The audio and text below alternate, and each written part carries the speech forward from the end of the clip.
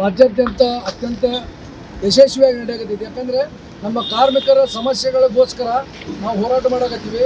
ಅದ್ರ ಜೊತೆಗೆ ಪ್ರಯಾಣಿಕರಿಗೆ ಹಾಗೂ ಸಾರ್ವಜನಿಕರಿಗೆ ವಿದ್ಯಾರ್ಥಿಗಳಿಗೆ ತೊಂದರೆ ಆಗಿದ್ದರೆ ನಾವು ವಿಷಾದ ವ್ಯಕ್ತಪಡಿಸ್ತೀವಿ. ಅದಕ್ಕೆ ಅವ್ರ ಸಹಕಾರನ ಮುಖ್ಯ. ಯಾಕಂದರೆ ಅವರಿಗೆ ತೊಂದರೆ ಕೊಟ್ಟು ನಾವು ಮುಷ್ಕರ ಮಾಡಬೇಕಂತ ಏನು ಉದ್ದೇಶ ಇದ್ದಿಲ್ಲ.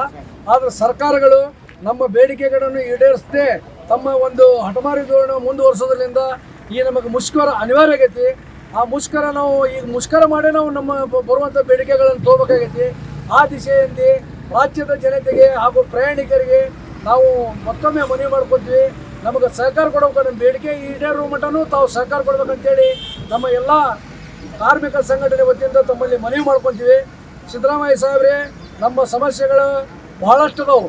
ಈ ಮೊದಲ ಪ್ರಮುಖವಾದ ಒಂದು ಎರಡು ಮೂರು ಬೇಡಿಕೆಗಳನ್ನು ಈಡೇರಿಸಿದರೆ ನಾವು ಮತ್ತೆ ಎಂದಿನಿಂದ ನಮ್ಮ ಕೆಲಸವನ್ನು ಮಾಡ್ತೀವಿ. ಅದಕ್ಕೆ ತಾವು ಸಹಕಾರ ಕೊಡಬೇಕು. ಯಾಕಂದ್ರೆ 6,200 ಕೋಟಿಗಳ ನೀವು ಒಂದು ದೊಡ್ಡ ಇದನ್ನು ಮಾಡಿದ್ರಿ, ಏನೋ ಗ್ಯಾರಂಟಿಗಳ ಕೊಟ್ಟಿರಿ.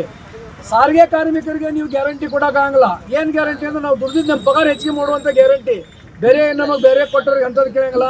ನಮ್ಮ ಬರುವಂಥ ನಮಗೆ ವೇತನ 1/20ರಿಂದ ಬರುವಂಥ 38 ತಿಂಗಳದ ಅರಿಯರ್ಸ್ಗಳು ಹಾಗೂ 1/24ರಿಂದ ನಾವು BDA ಮರ್ಜಿ ಮಾಡಿ ಏನು 25% ಕೇಳಿವಲ್ಲ, ತಾವು ನೆಗೋಷಿಯೇಷನ್ ಮಾಡಿ ನಮ್ಮ ಬೇಡಿಕೆಗಳನ್ನು ಅತಿ ಶೀಘ್ರದಲ್ಲಿ ಕೊಡಬೇಕು.